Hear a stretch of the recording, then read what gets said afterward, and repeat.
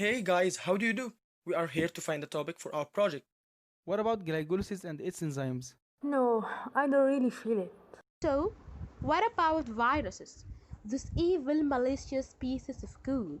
Wow, that seems interesting. Sounds good, but what will be our point of discussion? Antiviral agent especially 16D. Good, but who will begin talking about it? You. You! Me? D16 is our antiviral agent that we will talk about. But before we sink into that, let me ask you a question. What do you really think about when you hear the word virus?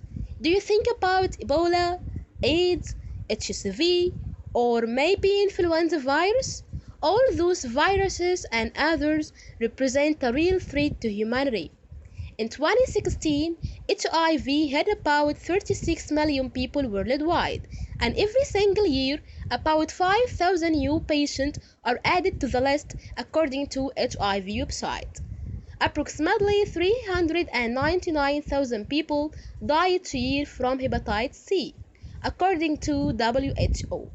So that's why combating viruses is a critical issue. But to really combat virus, we first must know what virus is. Simply, viruses are biological agents composed of protein layer that trap genetic material. When a virus invades a cell, only its genetic material can get into the cell, where it uses cell component for its benefits to reproduce. Then the host cell is destroyed, and thousands of new viruses get out and repeat this cycle.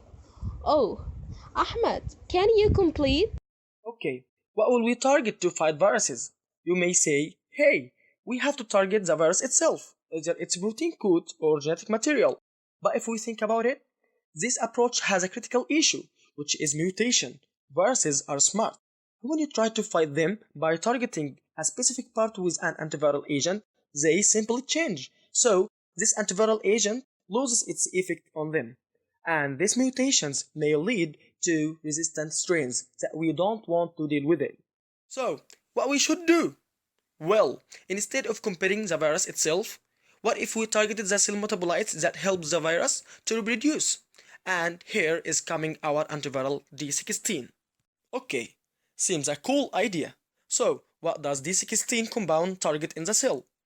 One of the most important host cell metabolites required for viral replications is deoxypolypeptide 3, DDX3, which is a human RNA helicase, which is vital for replication of several viruses, such as HIV-1, hepatitis C virus, dengue virus, and many others. According to a research published in National Academy of Sciences magazine at 2016, the authors used DDX3 of Drosophila vasa fly as a template to humans DDX3.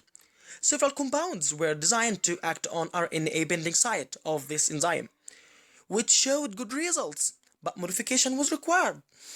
After several updates, D16 came to light, and it shows the best results among all other compounds, with an IC15 value of 0.3 micromole, which indicates a good inhibition effect.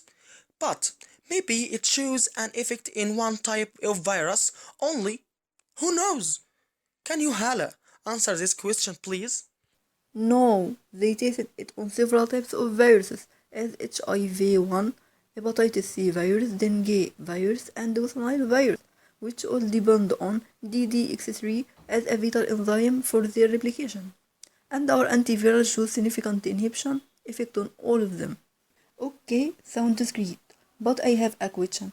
Is it selective on DDX3 only, or it just has a random effect on any other enzyme? The selective T was tested against NS3 proteins of hepatitis C virus and dengue virus. It bears activity of DDX3 and DDX1 helices to be inactive against all of them. Okay, one last question. Is its specificity had been tested? Of course, they also tested its specificity on rats with a single dose of 20 mg per kilogram. And then chemical tests were carried out to show that it has no toxic effect on cells. So, in conclusion, we have our antiviral agent 16D. that has an inhibitory effect on DDX3, an important metabolite found in host cell that plays a vital role in virus replication.